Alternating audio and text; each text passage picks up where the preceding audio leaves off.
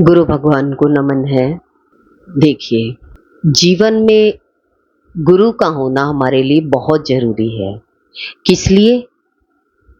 हमारे अहंकार को समाप्त कर सके, शरीर भाव से हटाकर हमें अपनी आत्मा में जगा सके।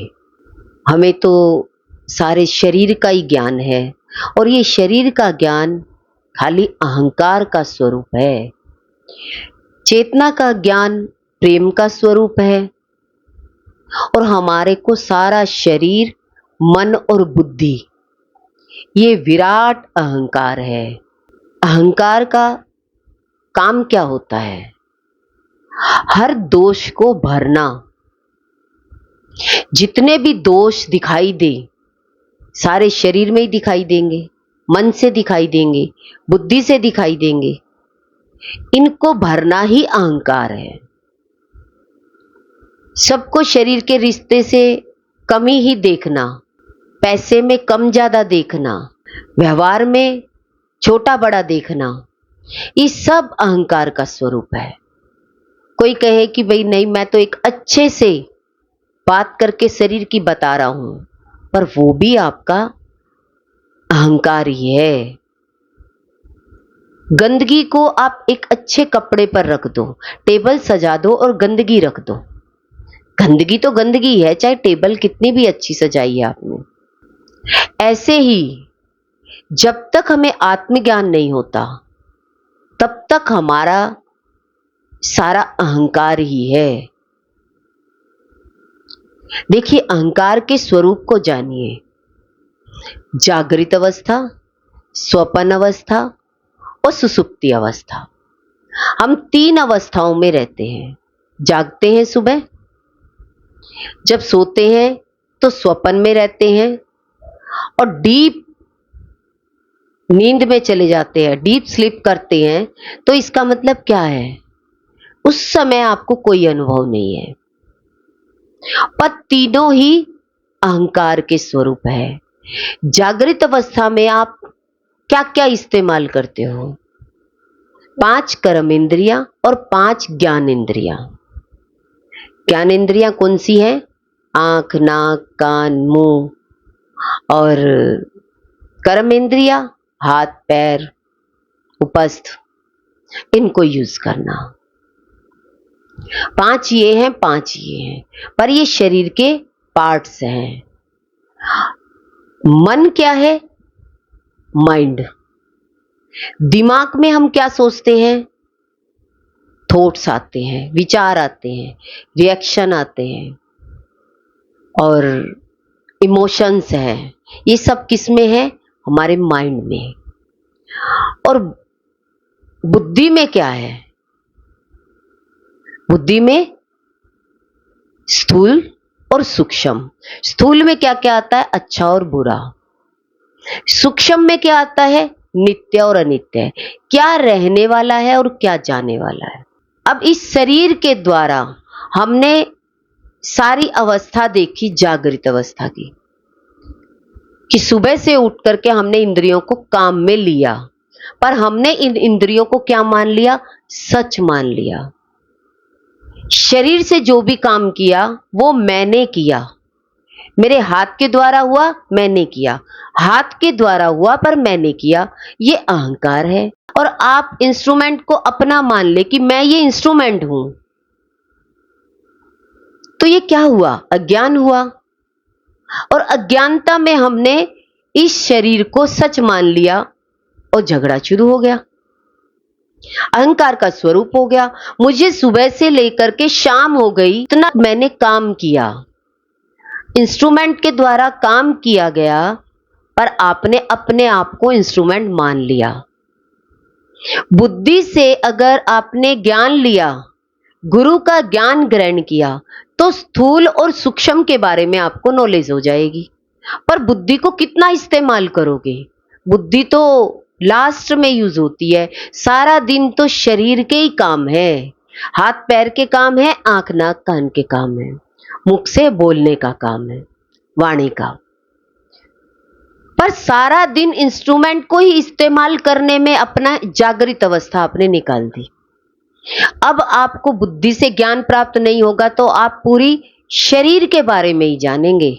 आप कहां तक सीमित रहे, आपका अहंकार कहां तक सीमित रहा, शरीर तक। और मन ने क्या किया, विचार किया, थॉट किया, मतलब विचार किया इस तरीके से कि हाथ क्या कर रहे हैं, हाथ ने क्या किया पूरे दिन में, तो माइंड ने सारा काउंट कर लिया, सारे विचार लिख लिए। अब ये दिमाग क्या कहने लगा, सारी चीज मैंने देखी है, मैंने हाथ को काम करते देखा, ये सच है।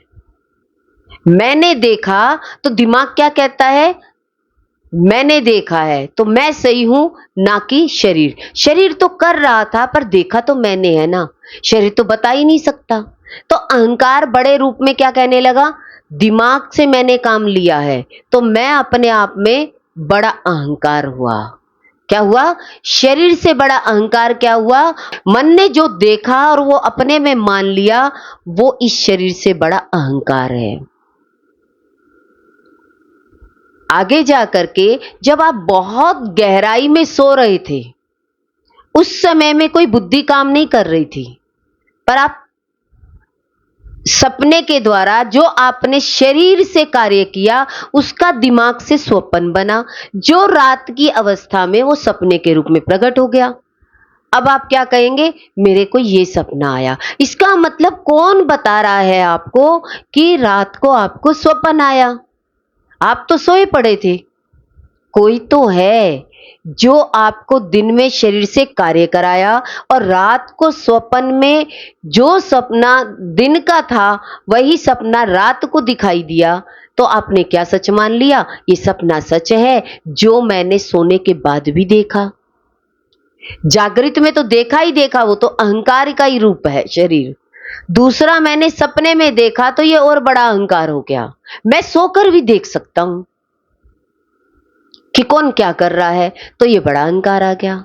और इससे भी बड़ा अहंकार क्या आ गया कि देखो मैं पूरी तरीके से सुसुप्ति अवस्था में आने के बाद भी मैं सुबह उठा तो कौन सोया इतने घंटे, जिसने बताया आकर के उठ करके बताया कि इतने घंटे 18 घंटे जागृत में चले जाते हैं और 6 घंटे स्वप्न में और सुसुप्ति में चले जाते हैं।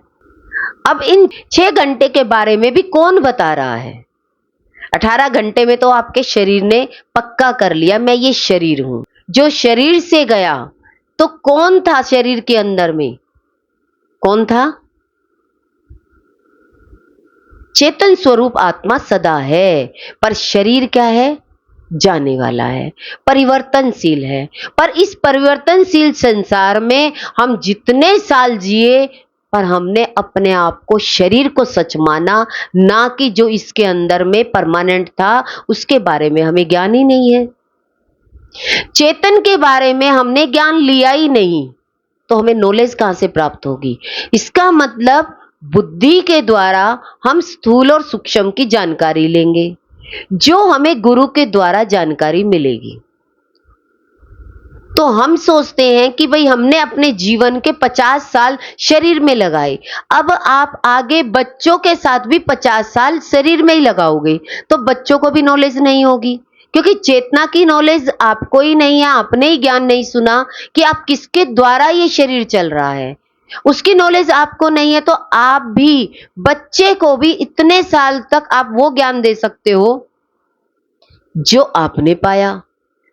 आपने शरीर पक्का किया, नाम रूप पक्का किया, उस नाम को ही आपने आत्मा मान लिया, शरीर को ही आपने सच मान लिया।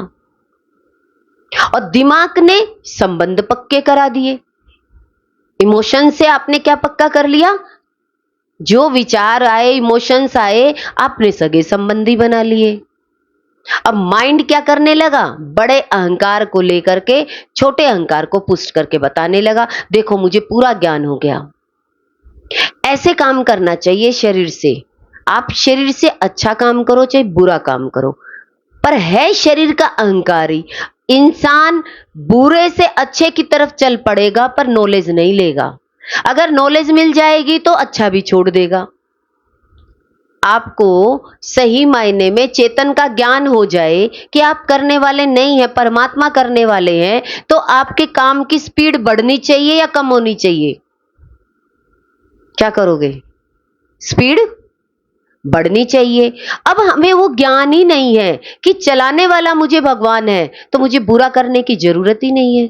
अगर मुझे ये ज्ञान हो जाए चेतना का, मुझे बुद्धि से ये ज्ञान प्राप्त हो जाए, तो मुझे इस अज्ञानता का पता लग जाएगा कि ये शरीर की 5 कर्मेंद्रियां, 5 ज्ञानेंद्रियां, ये सब यूज तो करेंगे, पर सच ये रहेगा, चल ये चेतन सत्ता से रही है, पर मैं इनको बड़ा नहीं बनाऊंगी। किसको? शरीर को और मन को बड़ा नहीं रहने दूंगी, सच की जानकारी रखूंगी।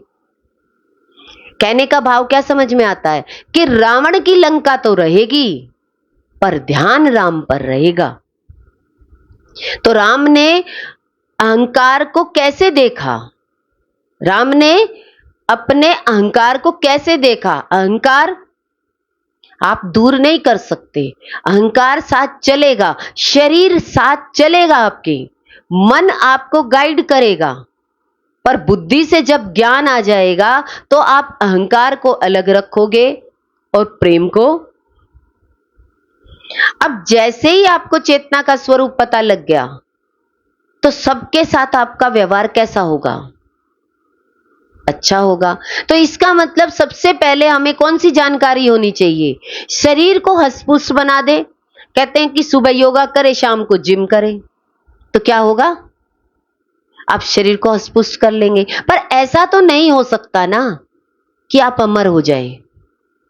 आपने तो सारा ही समय योगा और जिम में ही लगा दिया। कहने का मतलब जागृत अवस्था में सारा दिन इस शरीर से काम करने में लगा दिया, फिर मन से मैंने अच्छी तरीके से बताने में लगा दिया, पर सही मायने में ये शरीर अहंकार का स्वरूप है, ये छूटेगा, अहंकार जाएगा और प्रेम सदा बना रहेगा।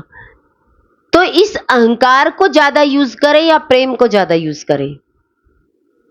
किसको यूज करेंगे? तो इस बात से समझ में आया, अगर मेरे को शरीर का ही ज्ञान है, आज दिन तक मैं शरीर से बाहर कभी किसी गुरु की शरण में गया ही नहीं, तो आपकी गलती नहीं है कि आप शरीर को कभी गुरु के सानिध्य में लेकर जाओगे तो आपको सच का ज्ञान प्राप्त होगा। पर सारा जीवन हम इस शरीर को ही अच्छे और बुरे में लगा देते हैं। स्थूल बुद्धि क्या करती है? अच्छे और बुरे की नॉलेज बताती है कि शुगर वाले को मीठा नहीं खाना चाहिए। बस इतना ही तो है, इतनी तो नॉलेज होगी कि मुझे शरीर से अच्छे काम करने चाहिए, बुरे नहीं करने चाहिए। पर है क्या ये? आप अच्छा करोगे तो भी मरोगे और बुरा करोगे तो भी मरोगे। पर सही मायने में जब मुझे चेतन स्वरूप का ज्ञान हो जाए तो आप अच्छे ही अच्छे में रहोगे, बुरा काम करोगे ही नहीं। क्यों? क्योंकि मैं इस्तेमाल करूं, अपनी बॉडी को इस्तेमाल करूं, तो मैं अच्छे में करूं या बुरे में।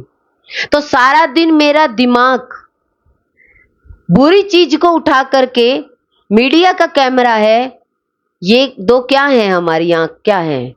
मीडिया के 2 कैमरे हैं। पर कैमरे से हम क्या उठाते हैं? मीडिया का कैमरा क्या उठाता है? क्या उठाता है? जहां कमी होगी उस कमी को निकाल करके प्रकट करता रहेगा। और सारे कैमरे लग जाते हैं, जहां बुरी खबर आई, हमें सुबह सुबह न्यूज लगानी है, तो न्यूज में अच्छी खबर मिलेगी या बुरी खबर मिलेगी? सबको सुबह सुबह न्यूज़पेपर पढ़ना है। न्यूज़पेपर में आप क्या कहेंगे?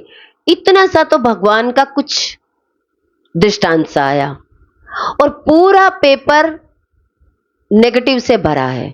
इतने लोग मारे गए, यहां इतनी चोरी हुई, ये नुकसान हुआ। पता ये एक व्यक्ति न्यूज़पेपर का शौकीन है, तो वो सबसे पहले ऊपर ऊपर ऊपर बड़े अक्षरों में लिखा होगा, तो नेगेटिव न्यूज लिखी होगी या पॉजिटिव?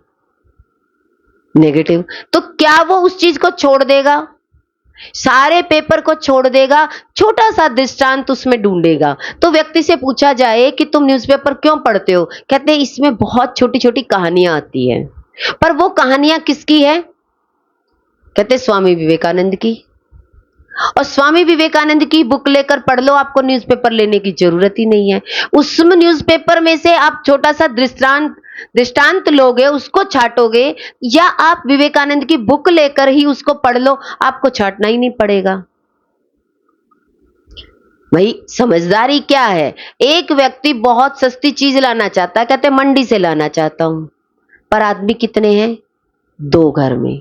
पर जाएंगे क्या थैला लेकर मंडी में? कितना लाएंगे? कहते सस्ता मिलेगा। आपने माल कितना लेना है? देखिए होलसेल वाले जो जाते हैं, कहने का मतलब वो तो मंडी में जाए, चलो उनको तो अपनी दुकान लगानी है, आगे ज्यादा में बेचना है, हमें तो कुछ बेचना नहीं है। पर हम क्या करेंगे? हम भी उनकी नकल करके मंडी में जाएंगे और क्या लाएंगे?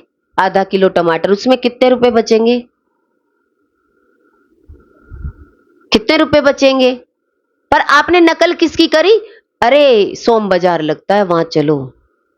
तो शरीर नकल किसकी करेगा? हम भी सोम बाजार जाएंगे, पर आप आएंगे, आपको वो जो आप सस्ती चीज लेकर आए, तब तक तो आपके 2 दिन बाद तो वो चीज खर्च नहीं हुई, तो वो बेकार गए। ऐसे ही जीवन में अज्ञानतावश हम घर में ही शरीर के कर्मों में लगे रहते हैं, शरीर तक सीमित रहते हैं, और शरीर से बहुत सारा कर्म करने के बाद हमारा मन कहता है कि मैंने शरीर से इतने घंटे काम किया कि मैं तो सोया ही नहीं, मैंने तो अपनी आंख बंद करके ही नहीं देखी। तो क्या ज्ञान को प्राप्त हो गया? अब आपको शरीर का ही ज्ञान हुआ, आपने ज्यादा काम किया या कम काम किया। नाइट ड्यूटी वाले बच्चे रात को 12 घंटे या 8 घंटे काम करते हैं, डे वाले 8 घंटे सुबह काम करते हैं। और जो डे और नाइट के दोनों में ही काम करते हैं, पर वो ज्यादा शरीर भाव में मिलेंगे, मेहनत करके ज्यादा शरीर भाव मिलेगा। क्या मस्तिष्क क्या देखेगा? सारा दिन इन इंस्ट्रूमेंट को काम करते हुए देखेगा, तो दिमाग उसी टूल्स में ही जाएगा। तो टूल्स का ज्यादा अनुभव होगा आपको, इंद्रियों को ज्यादा अनुभव होगा, मन को ज्यादा अनुभव किसका होगा? शरीर का। तो आपके पास कोई भी बैठेगा तो आप क्या कहेंगे? मैंने इतने घंटे ड्यूटी की है, मैंने सारा दिन आज घर में काम किया है। आपके माइंड ने, आपके अहंकार ने इंद्रियों को काम करते देखा, तो वो दिमाग बन गया, मन बन गया। ये मन बड़ा अहंकार बन के खड़ा हो गया, क्योंकि ये मन इस टूल से ही बना है, इन इंद्रियों से बना है। तो अब मन वाला क्या हो गया? ज्यादा ताकतवर हो गया। ऊपर ऊपर का सारा ज्ञान, मेहनत का ज्ञान उठा करके ऊपरी ऊपरी बात पकड़ ली, पर चेतना की बात तो ज्ञान है ही नहीं कि मैं चल किससे रहा हूं। अब उसका अहंकार बड़ा हो जाएगा, तो वो इमोशंस के साथ बताएगा, दुखी होकर बताएगा, मैंने जीवन में इतने लोगों का इतना अच्छा किया ना, मुझे वापसी में कुछ नहीं मिला। अब मन ने क्या इकट्ठा किया? मानसिकता ने क्या इकट्ठा किया? लोगों को इकट्ठा किया। वो देखा, क्योंकि आप रहे ही शरीर भाव में, रिश्तों में रहे, आप उनसे बाहर ही नहीं निकले, तो आपका मन क्या बन गया? इन्हीं विचारों का पुंज बन गया। जागृत अवस्था में देखा, वही आपका स्वप्न बन गया। अब मन क्या बन गया? एक स्वप्न बन गया। तो व्यक्ति जब भी बैठेगा तो सपने की बात करेगा, मैंने ये किया, मैंने ये किया, मैंने ये किया, मैंने तो सारा ही जीवन पहले अपने ससुराल में लगा दिया, फिर बच्चों में लगा दिया। इस तरीके की बात करते करते आज अपने बच्चों की शादी हो गई, तो अभी भी चर्चा वही है, पर इंस्ट्रूमेंट बदल गए। वे टूल्स क्या हो गए? पुराने हो गए। अब नए टूल्स की बात करने लगे, पर टूल्स तो वही है, हाथ पैर तो वही है, जड़ है। टूल्स क्या है? ये इंद्रियां क्या है? हमारी जड़ है। तो जड़ता में कितने सारे भी पेचकस रख लो, पर है तो क्या? पेचकस ही है। पेचकस तो नट को टाइट करने का ही काम करेगा। तो हमने मन से शरीर के सारे कामों को देखा, और मेरा मन विराट बन गया, विशाल बन गया। अब ये विशाल अहंकार ना तो शरीर को गिरने देगा और ना ही ज्ञान की तरफ जाने देगा आपको।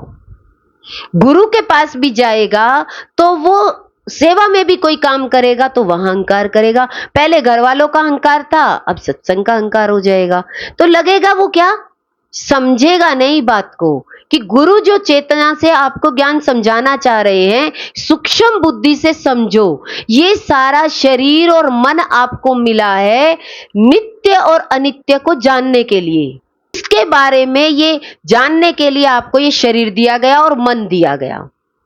बुद्धि के द्वारा अगर ये आप सारी चीज जान लेते कि ये सारे इंस्ट्रूमेंट हैं, तो ये सारे फिक जाते। देखिए, कोई भी सत्संग में बुलाता है तो क्या होता है, तो क्या चेंज हो जाता है, कुछ रोल प्ले करने जाते हैं। अब इंद्रियों का रोल इधर था, अब कहीं दूसरे घर सत्संग करना है तो रोल ही तो प्ले कर रहे हैं। तो जब हम रोल में ही घूमते रहे तो संसारी व्यक्ति क्या करता है, एक रोल में ही घूमता रहता है।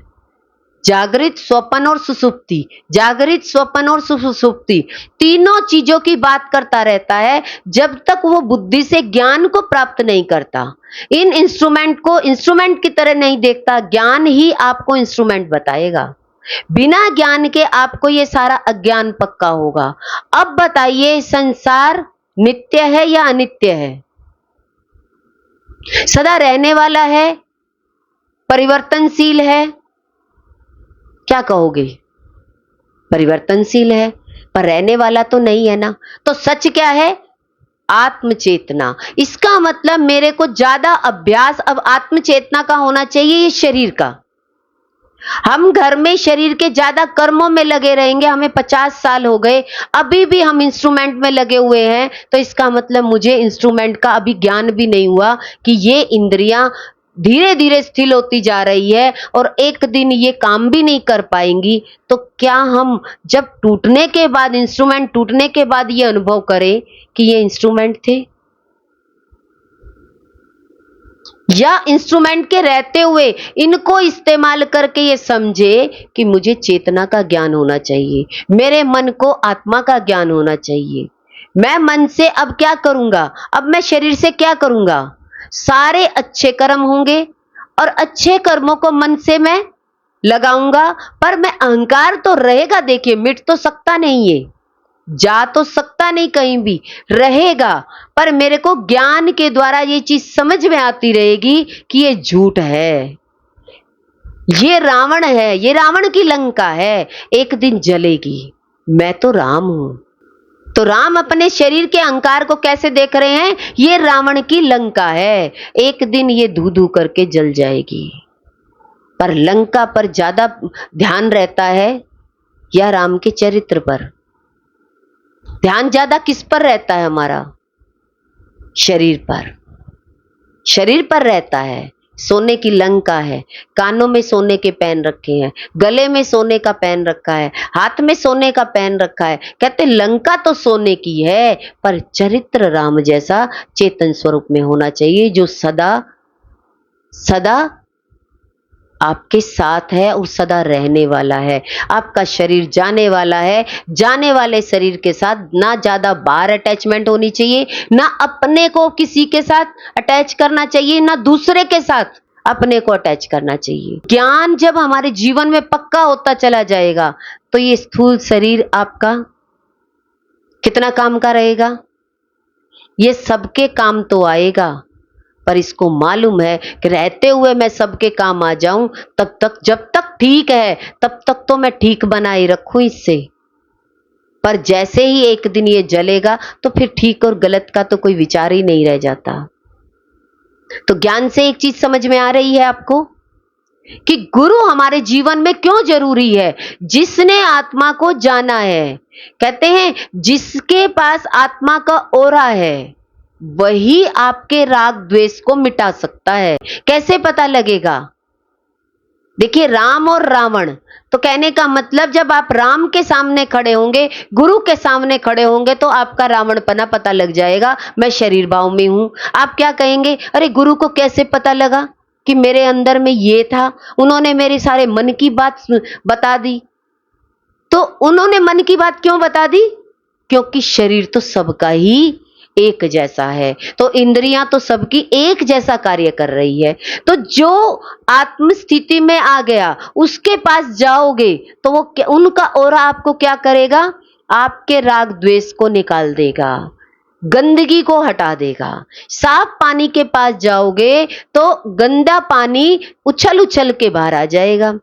ऐसे ही जब हम गुरु के पास जाते हैं तो हम शरीर का अहंकार लेकर जाते हैं। गुरुजी मैं इतना पढ़ा लिखा हूं, गुरुजी मैं इतना कमाता हूं, मेरी सोच तो सदा सबके लिए अच्छी बनी रहती है। तो गुरु क्या कहते हैं? अहंकार को ही बड़ा रखते हैं। क्या कहते हैं? अभी इसे चेतना का ज्ञान नहीं है तो ये शरीर की ही बात करेगा। तो वो बुरी तरीके से नहीं करते, वो क्या कहते हैं? Very good. अहंकार को क्या बोलते हैं? Very good. क्यों?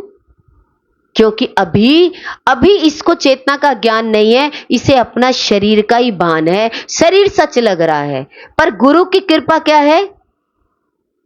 गुरु की कृपा कैसे होगी? गुरु की कृपा ये होगी, बच्चे को धीरे धीरे पढ़ाते पढ़ाते पढ़ाते पढ़ाते उसे उस बुद्धि तक ले जाएंगे और नित्य और अनित्य का ज्ञान दे देंगे और बार बार उसे शरीर में लेकर आएंगे, फिर शरीर से बुद्धि में लेके जाएंगे, फिर शरीर में लेके आएंगे, फिर बुद्धि में लेके जाएंगे, फिर मन पर लेकर आएंगे, फिर इधर। तो बार बार अभ्यास कराते कराते उसे शरीर को छोड़ना आ जाता है। पहले तो अच्छा काम करवाते हैं, सेवा करना सिखाते हैं, कहते तुमने नहीं किया, गुरु ने किया। ऐसा बोलो, गुरु ने किया। पर घर में क्या था? हम पहले घर में क्या कहते थे? मैंने किया। बच्चे से पूछो ये काम किसने किया तो बच्चा दौड़ के भाग के आएगा। क्या कहेगा? मम्मी देखो मैंने होमवर्क पूरा कर लिया है। अब मम्मी को ज्ञान होगा तो क्या होगा? मम्मी कहेगी शाबाश, तूने काम बहुत अच्छा किया, अपने आप स्टडी कर ली। तो माँ खुश होएगी शरीर के काम पर माँ इतने में ही खुश हो जाए तो ये भी उसकी अज्ञानता है। माँ को किस में खुश होना है? पहले माँ को ही उस चेतन तत्व का ज्ञान होना चाहिए कि मेरा बच्चा कितना भी टॉप लेवल पर चला जाए, टॉप कर ले, मतलब किसी भी क्लास में, तब भी माँ को मन से अहंकार नहीं आना चाहिए, क्योंकि ये शरीर का ही अहंकार है। ये तो शरीर को प्रैक्टिस सिखानी है, प्रैक्टिस करानी है कि अच्छे काम करने की। बुरे काम तो करवाने ही नहीं है। ज्ञान से चीज समझ में आ जाएगा।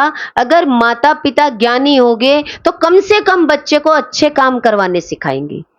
क्या कहेंगे? भगवान करा रहे हैं बेटा, जो तुम काम कर रहे हो ना ये भगवान करा रहे हैं। अब आप उसको बार बार ये पक्का कराओगे बचपन से तो उसे एक समय आएगा, आप समझा सकेंगे आपके अंदर बैठे परमात्मा ने ये सारा काम कराया है। जब शरीर छूटेगा तो कौन छोड़कर जाता है आपके शरीर को? कोई तो है ना। पर अलग पहले करना कौन सिखाता है? ज्ञान तो वही है कि शरीर के रहते आप अलगाव करके रहे। और शरीर के रहते अलगाव नहीं किया, मरने के बाद तो अलग हो ही जाओगे। तो कहते हैं तुमने मजा तो नहीं लिया इस संसार का, मजे से रह तो नहीं पाए। कभी तो अच्छा देखा, कभी बुरा देखा, कभी शरीर के अच्छे कर्म देखे, कभी बहुत सारा काम कर लिया, कई बार किया ही नहीं, कभी तो इंस्ट्रूमेंट को यूज किया, कभी किया ही नहीं। इसका मतलब आपको शरीर से निरंतर कर्म भी करते रहना है और चेतन स्वरूप को भी जानना है। जब सत्संग बांटने लगते हो तो कहते हैं 1 घंटा रोज सत्संग सुनोगे तो आप चेतन के लिए बैठे हो।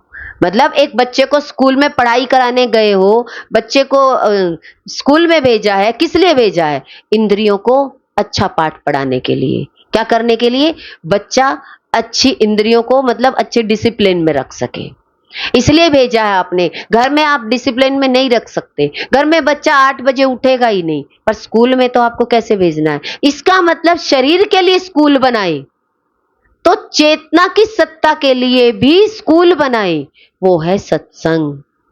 सत्संग में जाओगे तो आप कहते हैं कि 50 साल में आए तो आपको चेतना की नर्सरी क्लास में एडमिशन लिया। चाहे आप शरीर की कितनी भी पीएचडी पास कर रखी है तो भी आध्यात्मिक लाइन में वो क्या है? 0 है। चेतन का ज्ञान नहीं है तो आप कितने भी कहते हैं एकदम से आपको अटैक हो गया, कहते पढ़े लिखे व्यक्ति को अटैक हो गया तो माँ क्या कहेगी? मैंने मेरे बच्चे पर इतना पैसा लगाया, 25 साल का किया और 25 साल में छोड़कर चला गया। ये माँ की अज्ञानता, कितना बड़ा दुख, मानसिक कितना बड़ा दुख होगा अगर शरीर की इंद्रियों से अगर आपको ये पता लग गया कि शरीर मैं नहीं हूं, तो अच्छा पढ़ा लिखा भी परमात्मा का, मेरा नहीं। तो इसलिए मन को ये ज्ञान कराना कितना जरूरी है कि ये शरीर कभी आपका हो ही नहीं सकता, क्योंकि ये मन शरीर को पक्का करता है, उतना ही पक्का ये मन हो गया और ये अज्ञानी होकर के सारी जिंदगी एक तरफ शरीर को देखकर दुखी रहता है। तो एक तरफा रहा तो आप कितने दुखी रहेंगे, और आपको चेतना का ज्ञान हो गया तो आप दुखी होंगे। आपको पहले से ही पक्का है शरीर तो सबके जाने वाले हैं, हम किसी को रोक ही नहीं सकते। हम शरीर को लेकर आए धरती पर, मृत्यु लोक में आए हैं, तो हम आनंद से रहेंगे ना। हम चेतना का ज्ञान सुनेंगे और चेतना का ज्ञान बांटेंगे, तो क्या होगा, हर समय आपको अलग से कोई क्लास लेनी नहीं पड़ेगी। कहते हैं शुरुआत में जब आपने गुरु का ज्ञान लिया 10 साल 20 साल, उसके बाद आपको चेतना का ज्ञान समझ में आ गया, तो इस शरीर को सही में इस्तेमाल करना क्या है, ज्ञान सुनना और ज्ञान देना। पहले कानों से सुनना, अच्छी बात सुनो जो सदा रहने वाली है, उसके बारे में ही चर्चा करेंगे। वो सारी चर्चा क्या हो गई, वो सारी चर्चा क्या है, और सारी चर्चा तो बेकार है। तो इसलिए मन क्या है, स्थूल शरीर का, इंद्रियों का पुंज, जो दिन का जागृत अवस्था में जो चीज इकट्ठी करी वो स्वप्न बना करके मन सपने का रूप है, और सपना बना करके सबको बांटता रहता है। तो हम सपने की ही बात करते हैं शरीर में, या किसी और दूसरे की। दिन में आपने काम किया, दूसरा व्यक्ति आपको मिला, तो आप सपने की बात कर रहे हो। अचेतना का ज्ञान होगा तो आप कितनी बात करोगे, कि सपने की कितनी भी लंबी बात कर लो, आखिर ये सपना तो टूटना ही है। तो सपने के लिए कितनी तैयारी है, और सच के लिए कितनी तैयारी है, चेतना के लिए कितनी तैयारी है। कहते वो तो अभी चले ही नहीं है। अब पक्का क्या हो गया, अज्ञान। अब अज्ञान में एकदम से घड़ा फूटेगा तो क्या होगा, आप साथ साथ क्या होगा, आप साथ साथ आप अज्ञानी होगे तो साथ साथ मर जाओगे, और नहीं तो सारी जिंदगी डिप्रेशन में रहोगे। तो मैं अपने शरीर को सही जगह लगाऊंगा तो मैं सही मायने में विवेकवान कहलाऊंगा, नहीं तो रावण की लंका में राम का वास नहीं ढूंढ पाओगे, राम को नहीं देख पाओगे।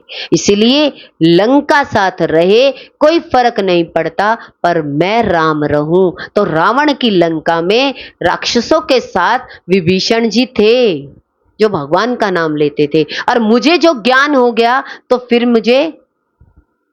मुझे रावण के साथ युद्ध नहीं करना, और मुझे अपने आप को चेतन स्वरूप ज्ञान में लगाए रखना है। मैं निरंतर, अब की बार मेरे को चेतना की पढ़ाई करनी है, सत्संग में बैठ करके गुरु से ज्ञान प्राप्त करूं और अपने स्वरूप को जानूं, अपने अहंकार को मैं मिटा पाऊं।